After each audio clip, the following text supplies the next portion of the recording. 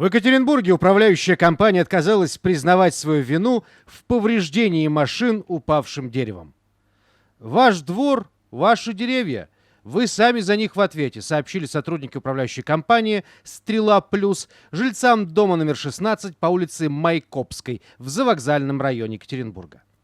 Огромный 15-метровый клен упал в среду вечером без какого-либо внешнего воздействия.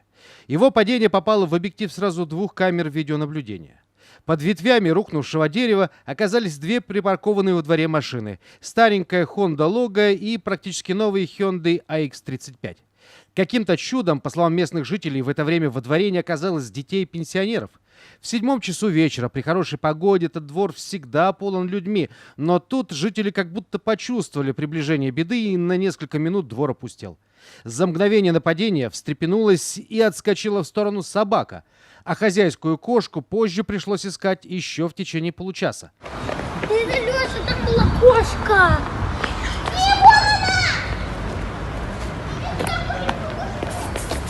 По словам Алексея, местного жителя, сразу после случившегося они обратились в управляющую компанию «Стрела Плюс» с просьбой убрать обрушившийся клен, так как из-за него утром не смогли бы выехать другие машины, да и людям пришлось бы обходить новое препятствие по газонам.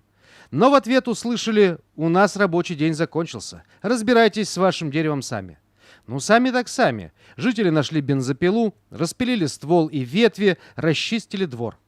Параллельно обнаружили, что, падая, клен зацепил провода линии электропередач, а те, в свою очередь, раскачали деревянную опору ЛЭП, и та также может обрушиться в любой момент.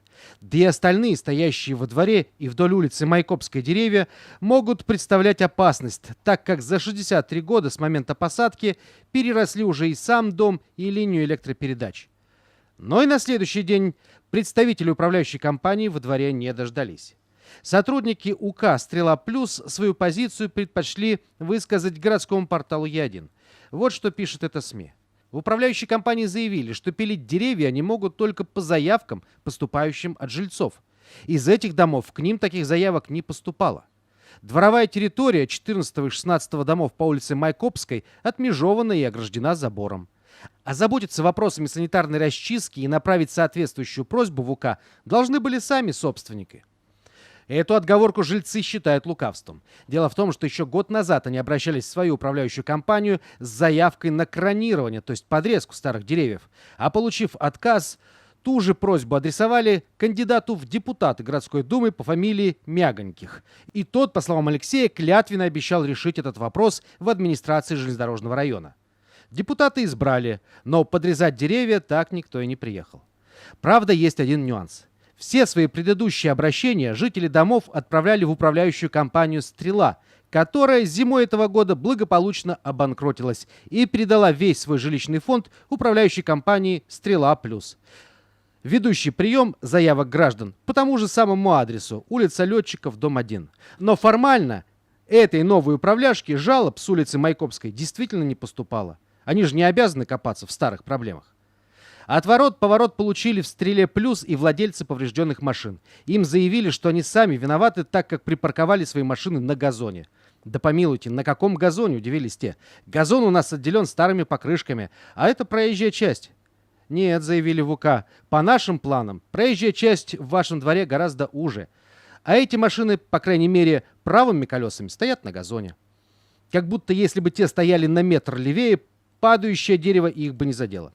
Руководство УК предложило пострадавшим автомобилистам обращаться в суд, так как в добровольном порядке им никто ничего компенсировать не будет.